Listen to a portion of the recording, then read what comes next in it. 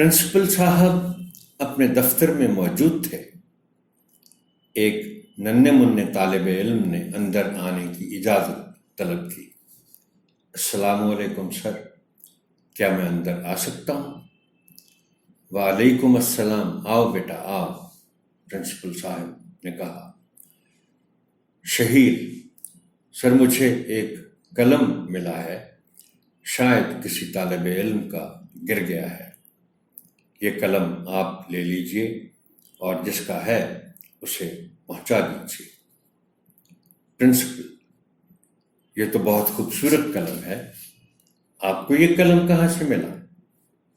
شہیر، سر مجھے یہ قلم کھیل کے میدان سے ملا ہے۔ پرنسپل، آپ نے یہ خوبصورت قلم خود کیوں نہیں رکھ لیا؟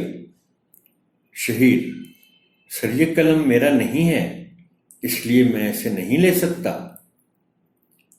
پرنسپل صاحب نے شہیر کی دیانتداری کی تعریف کی اور شاباش دی۔ اگلی صبح اسمبلی میں پرنسپل صاحب نے شہیر کو اسٹیج پر بلایا اور سب کے سامنے اس کی دیانتداری کی تعریف کی۔ پرنسپل صاحب نے شہیر کو ایک خوبصورت قلم انعام کے طور پر دیا۔ پرنسپل صاحب نے مزید کہا کہ ہم آج سے اسکول میں ایک باکس رکھ رہے ہیں، اگر کسی طالب علم کو کوئی گمشدہ چیز ملے تو وہ اس باکس میں ڈال دیں، اور جس طالب علم کی چیز ہو وہ دیانتداری سے وہاں سے لے لے۔